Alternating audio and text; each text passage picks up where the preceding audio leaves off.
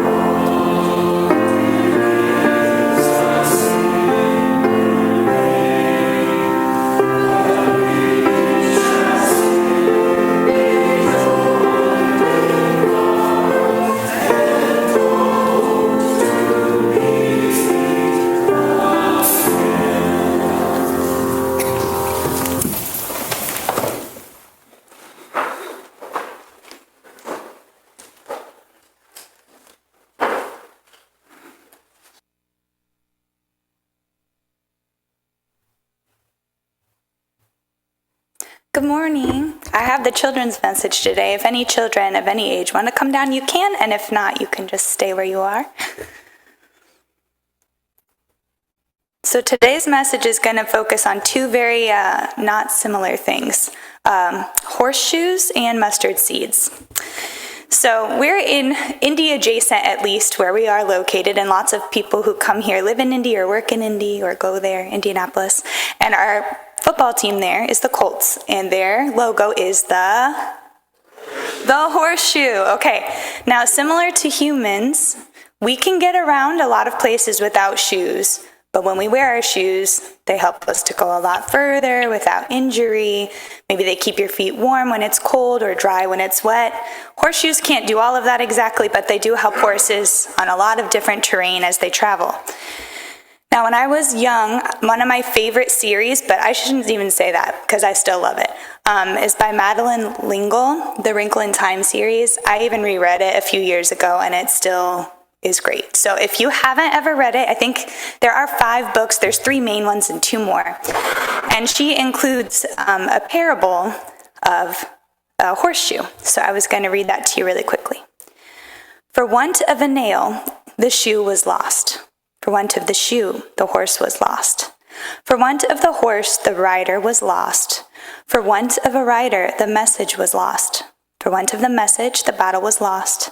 For want of the battle, the war was lost. For want of the war, the kingdom was lost, and all for the want of a horseshoe nail. So she didn't make that up, but she included it in her second book, A Wind in the Door. And I remember as a kid reading that and being like, wow, depth. You know, and I'm going to read you one more thing and then talk a tiny bit more. So in Matthew 13:31 through 32, there's a parable of the mustard seed, which mustard seeds are so tiny. I'm always amazed by seeds in general, like the cottonwoods. Ginormous trees, and these little fluffy, feeble-looking seeds just float down, get stuck on your car, in your eyeballs, all over the place, and they grow into a ginormous tree somehow when they land in the right place. Okay, it says, he told them another parable. The kingdom of heaven is like a mustard seed, which a man took and planted in his field. Though it is the smallest of all seeds, yet when it grows, it is the largest of garden plants and becomes a tree, so that the birds may come and perch in its branches. I think that people underestimate kids all the time. And sometimes it can be hard when you think, I'm so little, I can't even reach everything I want to reach. Or I can't drive yet, I can't do a lot of what I want to do. But I think in both the mustard seed and the horseshoe parable, it's important to know that all of these tiny things made a difference, not by doing anything necessarily extraordinary, but just by being themselves and doing what they needed to do.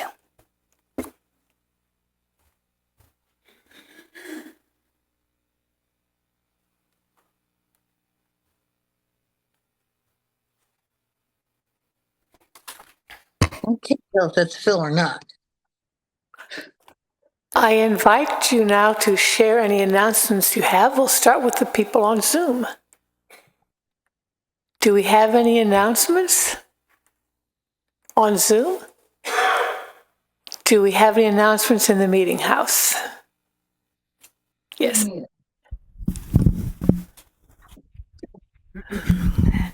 This is a reminder announcement, and Tarvin for M&C. Remember the survey forms. There's forms out there, and you should have gotten one in the email too. There's a couple of them have been returned out there, and I guess Amanda says some are coming in on email. You're doing great. Doing great, she says. So, got another week or two. Anyway, get them in, because I have to have time to compile them before the last Sunday of this month, which is the threshing session. Going to start early because we want to have time. So we're starting at 9 out in the dining room. There will be some pitch-in kind of light breakfast stuff, so we won't all famish to death. And Sean from the yearly meeting is going to lead our threshing session with the same 3 questions that are on the questionnaire. Now, this is important. You don't have to be a member to participate in these things. Everybody can do it. We want to know what's going on with everybody, not just the people who are members. We have faithful attenders. We have new attenders. We have people who just came in today. I don't know. And everybody has an opinion about whatever they know about the meeting. Some know a lot, some don't know much. This is for everybody. So grab yourself a paper survey if you didn't get one on email, or let Jeff right here know you want to be on the email list. His name is on the back of the bulletin, and we'll get you one.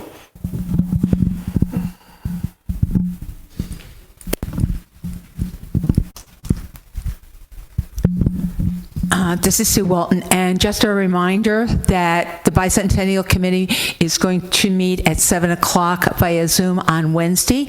If you'd like to come on board, just give me a call or email me at sue@swwalton.com, and we've got a lot of little things that we have to put together, like we need some tables for our displays, and other little things that we need to do, bits and pieces that we have to put together.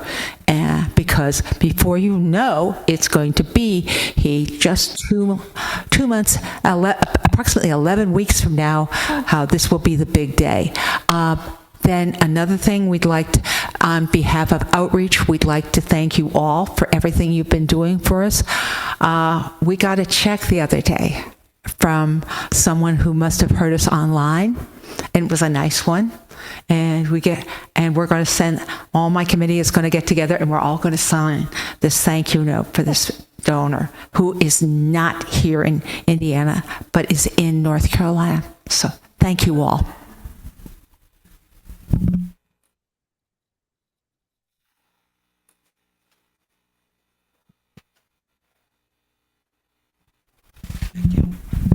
Good morning. Happy July 4th. Thank you. Yeah. So Amotanaro, ste Nito Steve, I'm very pensato a positive in Kilaki.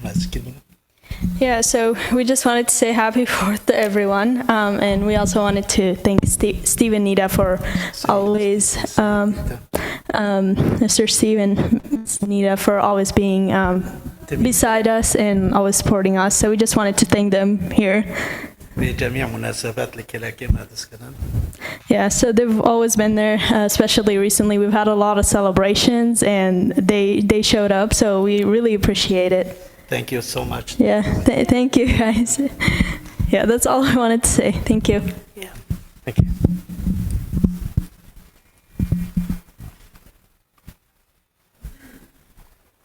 Any other announcements? Oh, Josiah, sorry.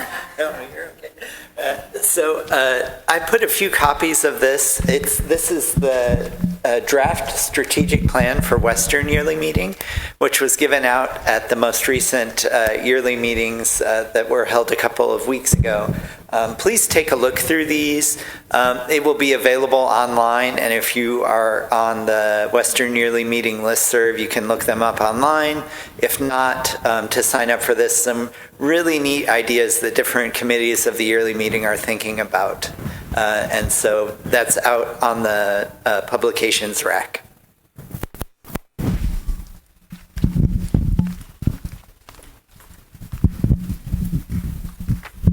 And as a reminder, this is Sue Walton again, the Western Yearly Meeting will be having a session on the strategic plan and on Earlham the night of August 12th. They have not said if it's going to be Zoom or in person.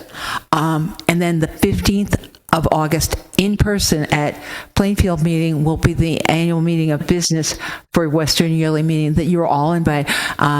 Yes, there are effectively a delegate in voting things, and some of us are clerks of Western committees, but everyone is invited to come to Western events. So thank you.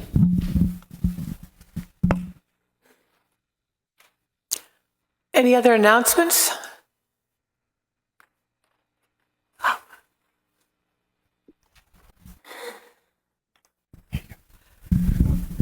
So this was going to be an announcement, but I was too anxious.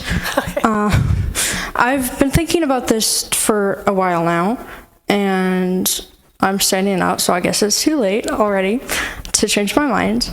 I changed my name to B a few years ago, and I know everyone here, at least most people, have seen me as a girl, because that is what I was raised as. But I want to make everyone aware, in case I hadn't already. I am genderqueer, so I'm not really male or female. It's a lot to explain quickly, but I prefer they, them, or he, him pronouns. I do dress femininely, but clothes are just clothes. They don't have gender.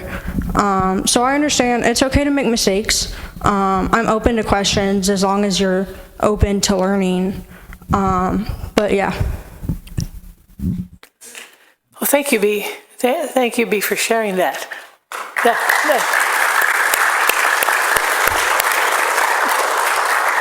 That helps us too, knowing your preferences. So thank you. Any other joys and concerns?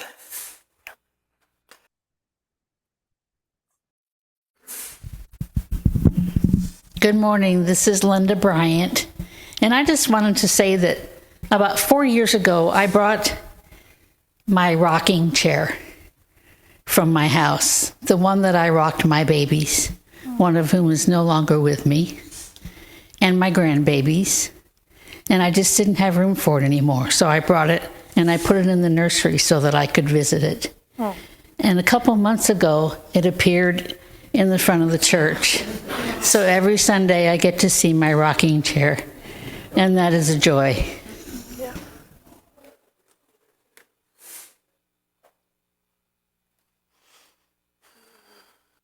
I have a joy.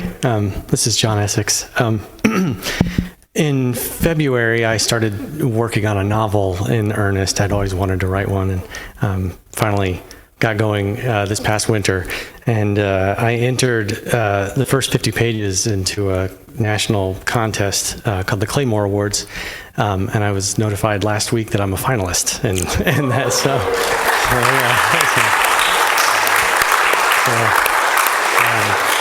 yeah, thank you. It's I was blown away. They're going to announce the winner in August. Honestly, being a finalist was more than I expected.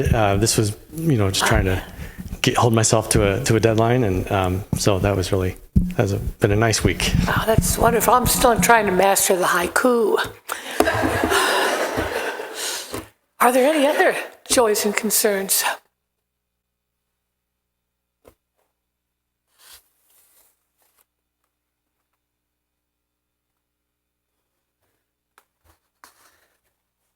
If you could please join me in prayer. O God, hear us in our hour of need. Comfort us in the dark night and soothe our aching souls. We have listened too long to ourselves, so help us find you in each other. Forgive us when we try to make our own way without your presence, and grant grace so that we may extend that to others. Holy Spirit, be with those that are not here today. Be with those who are experiencing loss and pain because what we have done individually or collectively as a nation. Be with those that are alone so that they can know your presence. Call us to compassion and guide our discernment in your love. Help us to care for your creation. We lift up to your light the names of those that were mentioned here, as well as the thoughts and prayers unspoken.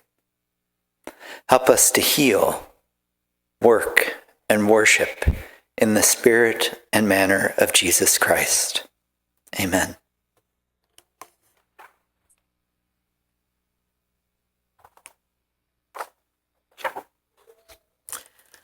This is Daniel 3, 8-25.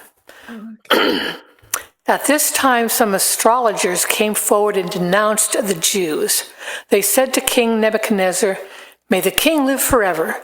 Your Majesty has issued a decree that everyone who hears the sound of the horn, flute, zither, lyre, harp, pipe, and all kinds of music must fall down and worship the image of gold, and that whoever does not fall down and worship will be thrown into a blazing furnace.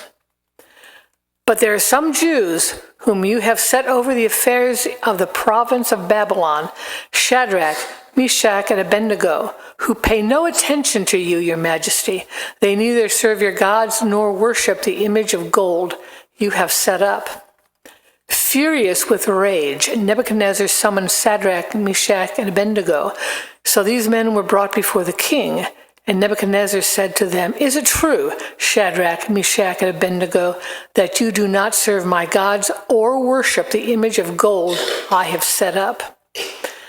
Now when you hear the sound of the horn, flute, zither, lyre, harp, pipe, and all kinds of music, if you are not ready to fall down and worship the image I made, very good, if you are ready. But if you do not worship it, you will be thrown immediately into a blazing furnace. Then what God will be able to rescue you from my hand?" Shadrach, Meshach, and Abednego replied to him, "King Nebuchadnezzar, we do not need to defend ourselves before you in this matter. If we are thrown into the blazing furnace, the God we serve is able to deliver us from it, and he will deliver us from your Majesty's hand. But even if he does not, we want you to know, your Majesty, that we will not serve your gods or worship the image of gold you have set up." Then Nebuchadnezzar was furious with Shadrach, Meshach, and Abednego, and his attitude toward them changed. He ordered the furnace heated 7 times hotter than usual and commanded some of the strongest soldiers in the army to tie up Shadrach, Meshach, and Abednego and throw them into the blazing furnace. So these men, wearing their robes, trousers, turbans, and other clothes, were bound and thrown into the blazing furnace.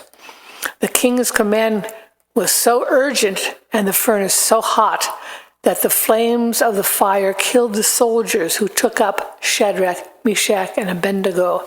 And these 3 men, firmly tied, fell into the blazing furnace. Then Nebuchadnezzar leaped to his feet in amazement and asked his advisors, "Weren't there 3 men that were tied and thrown into the fire?" They replied, "Certainly, Your Majesty." He said, "Look, I see 4 men walking around in the fire, unbound and unharmed, and the 4th looks like a son of the gods."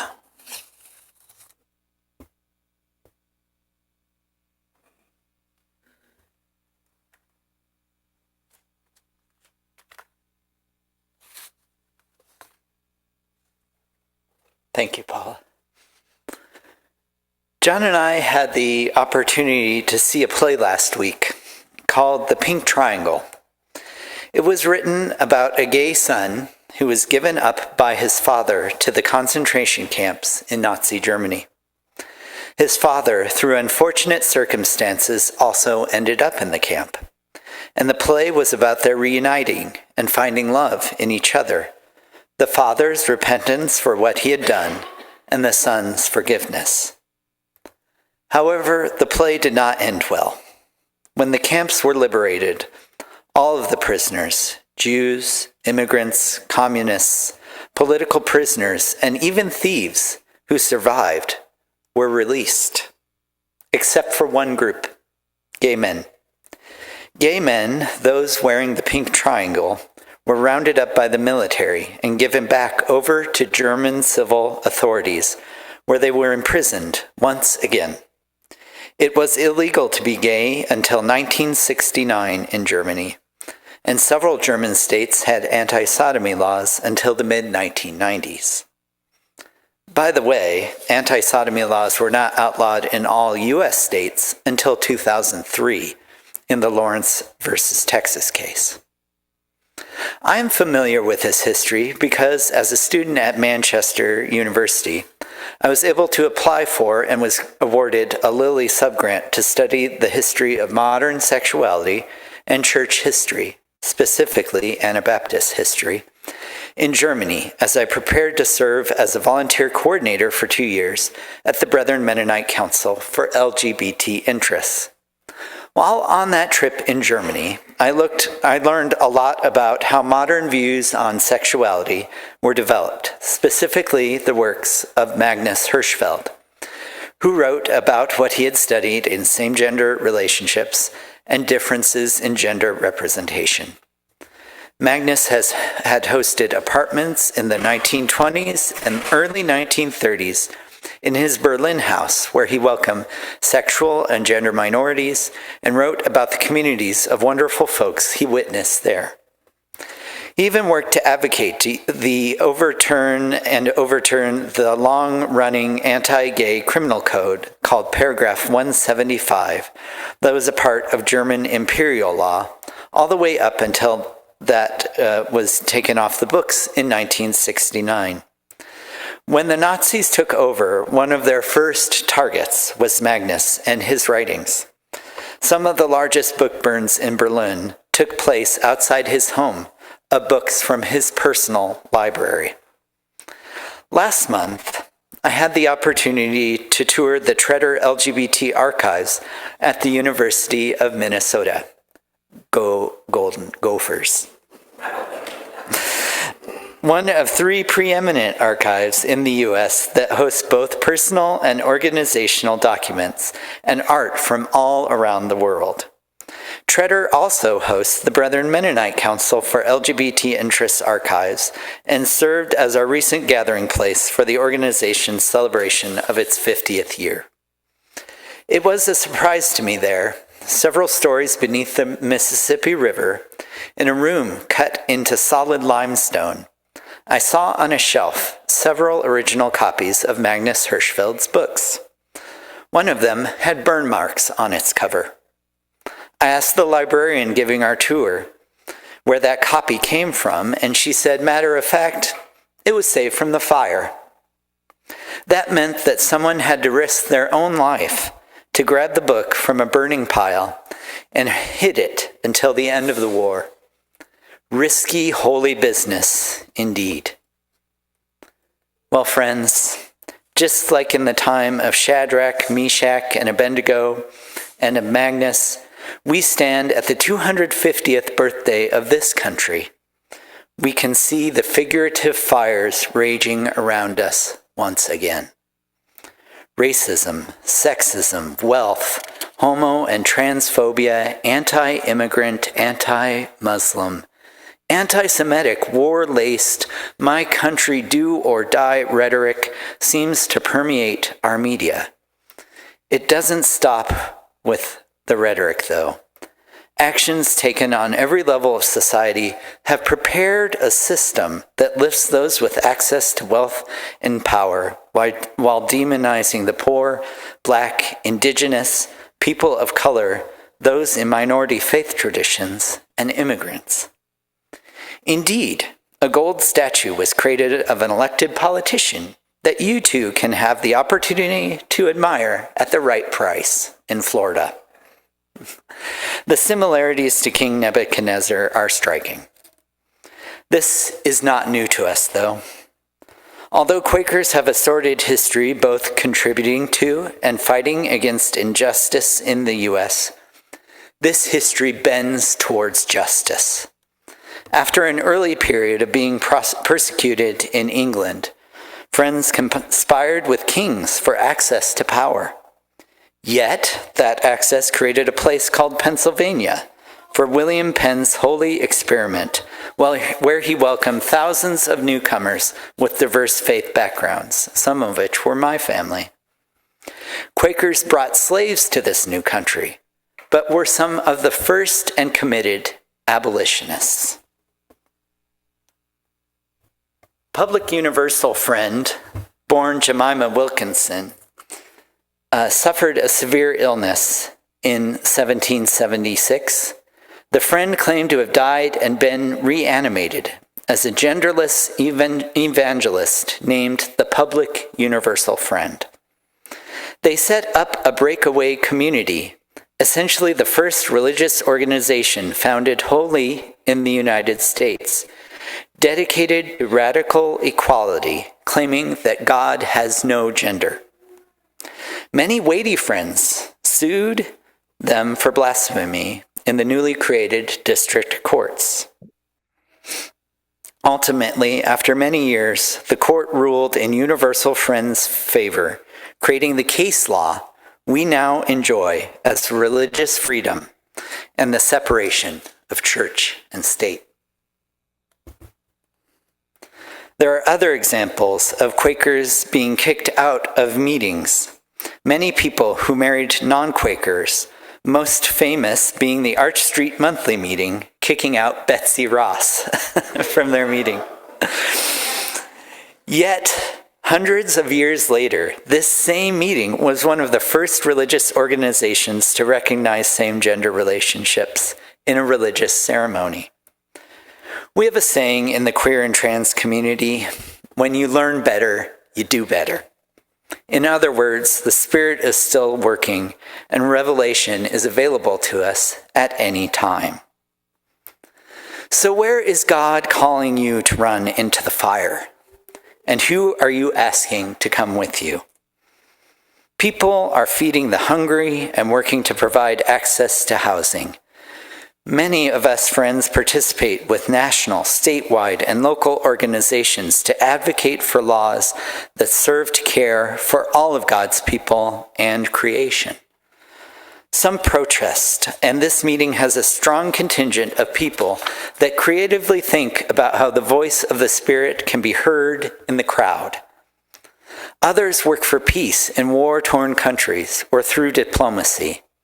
Some pray and minister. Some teach the next generation. Some sing and play instruments. Others ensure that we can continue to read those banned books.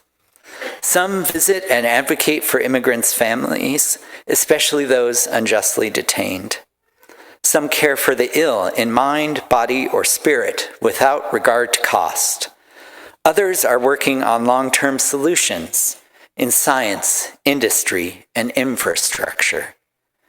Truly, there is a current, a stream of justice, a spirit of calling upon God's love that runs throughout the history of this country to its present day and informs what we do even now. I think it is wise to mention that running into the fire comes with its own risks. I've been in a lot of non-affirming spaces, and while I know how to navigate them, it is not easy for others to disguise immutable characteristics such as gender, race, or language. We need to be careful about what spaces we risk and ask allies to go with us or for us. Running into the fire cannot mean sacrificing ourselves. Just as the story in Daniel mentioned, Shadrach, Meshach, and Abednego knew they would not be burned. Nor should we blame those that are hurt or exalt trauma for trauma's sake. Recognizing trauma is important, but only the first step towards healing. It requires processing and a restoring of a path towards justice to what has happened to create the trauma. When we do restore that path towards justice, when we walk through the fire and come out the other side, what then? Keep working. Make it better than it was left to you. Let the story of man wearing the pink triangle inspire you to keep on. Who else needs liberation? Let the world know of your witness and invite others into your work. For that fourth person that went with Shadrach, Meshach, and Abednego, the Spirit of God is there with you. If you call on the Spirit, you cannot go alone. Our pages may be singed, friends, but the love of God for this creation will never be exhausted within us. Friends, on the 250th birthday of this nation, where are you running into the fire? And who are you asking to come with you?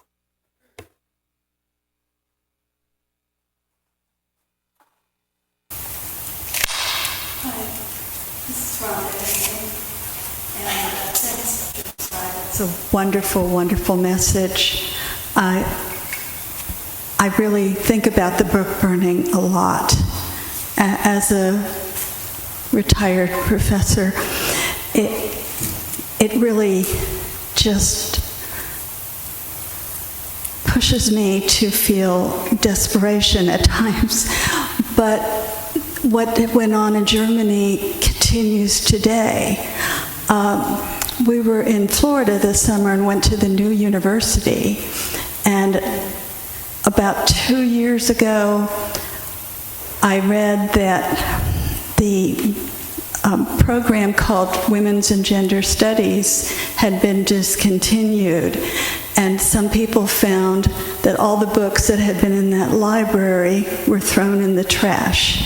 Some people were trying to salvage them, but I don't know how many other colleges and universities across this country have abandoned that Women's and Gender Studies, and since I was an affiliate Women's and Gender Studies faculty, that just breaks my heart. So thank you so much for your message today.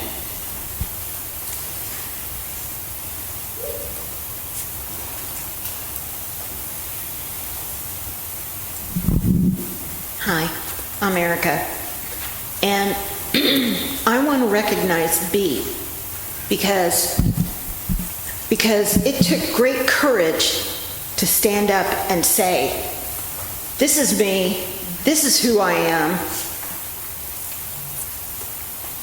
end of story. And I feel like, we as a family,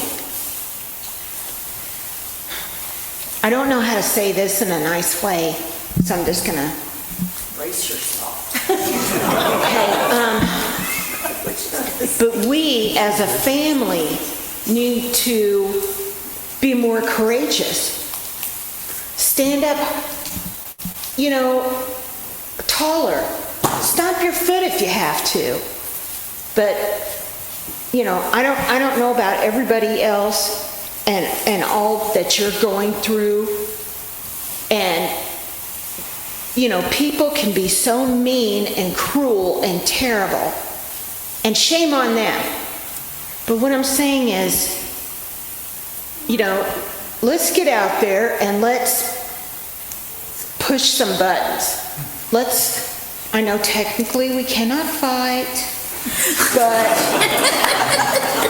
maybe we could say, look, this is not cool. Taco needs to go.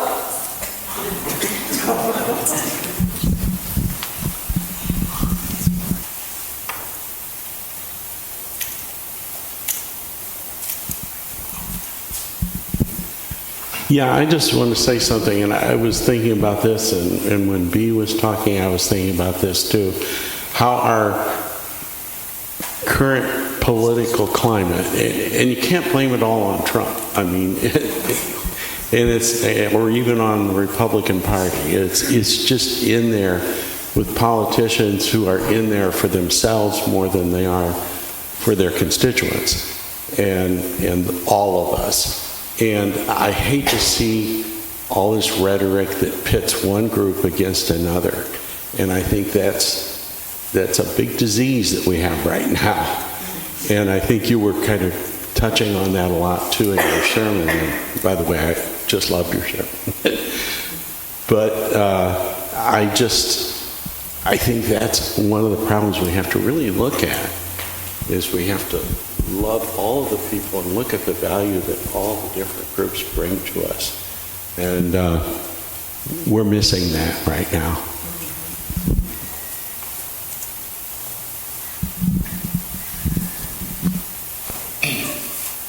That reminds me, I saw an interview on the Today Show of former presidents. It's a piece on the 250th birthday, and the question was posed, it was kind of a light interview. It was like, what was the best part of being president? And one of them, I won't say who, because it wasn't who I thought it would be.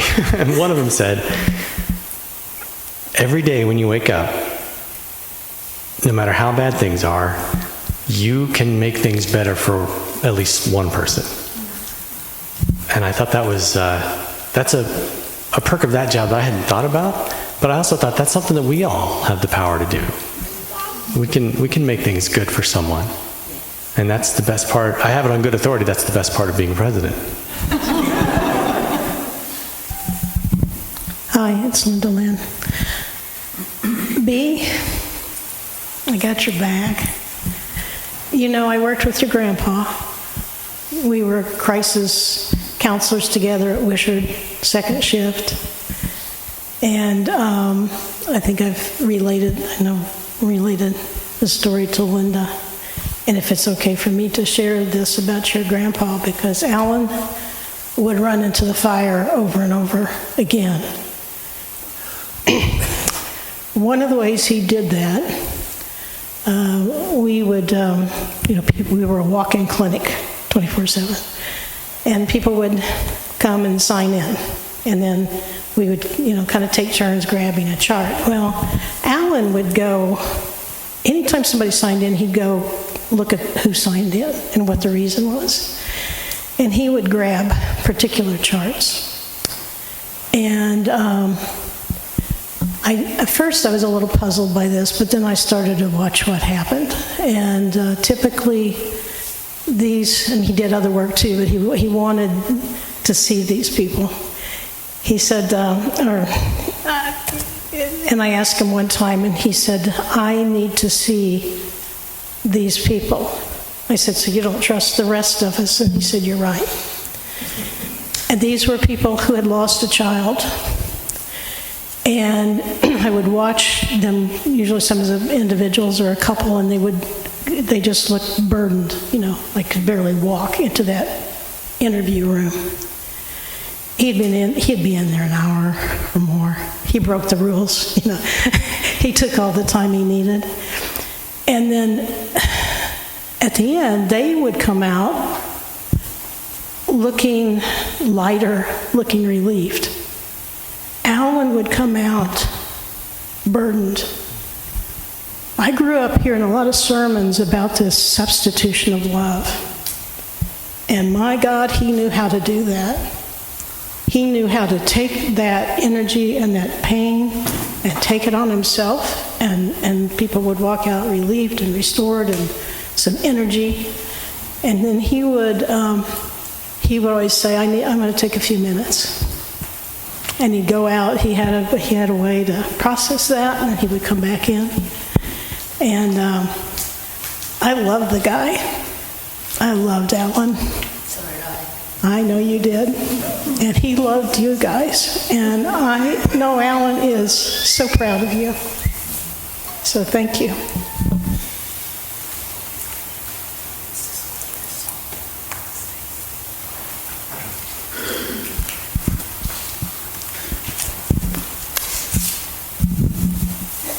B, I love you. God put us all on this earth for a reason. You are on this earth for a reason. And you know what? You'll find that reason.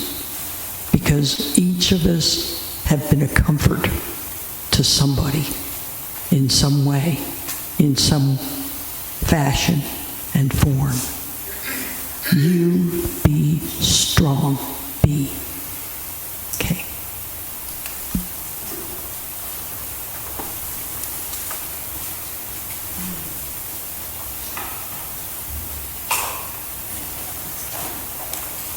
I just wanted to share something from the chat room today, following up on what Erica said. Sometimes you gotta just stamp your feet. But Josih shared a book. What was the name? Oh, yes, it's right here. Oh, the one. Oh, yes. From the meeting. Yes. Yes. That it?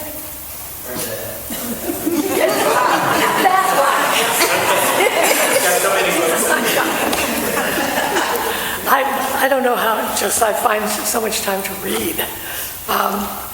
Anyway, one thing that struck me about this, we didn't discuss this, I was reading as we were in chat room, but one of the things was call people in, not call people out.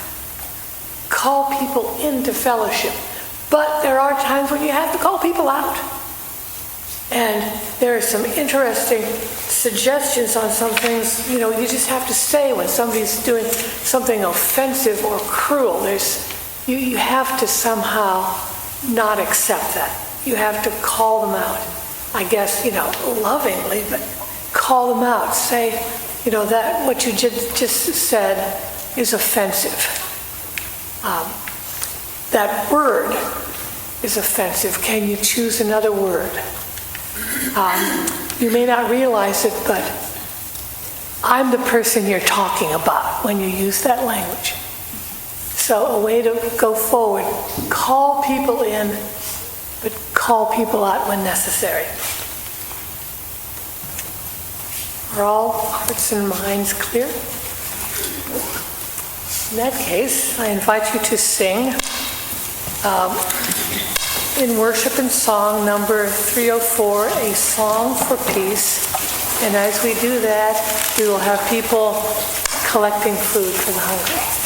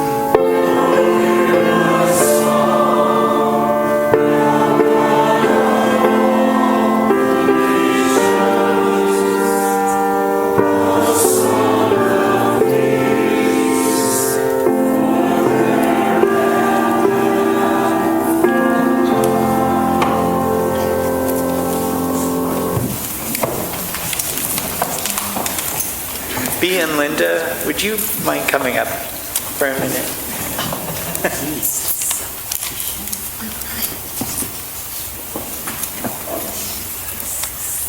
As our Jewish friends say, this is Kismet. So, I after reading this book, I was wondering about who to give it to. So I'd like to give that to you, B. Thank you for your bravery and your spirit. It was a joy when I joined this meeting. B was up here with me, so it was wonderful. Yeah. So, friends, from 1 Corinthians 1:15-58. Therefore, my dear brothers and sisters, stand firm. Let nothing move you. Always give yourself fully to the work of the Lord, because you know your labor in the Lord is not in vain. Friends, do not be afraid of the fire. Go forth in peace. Turn and greet friends.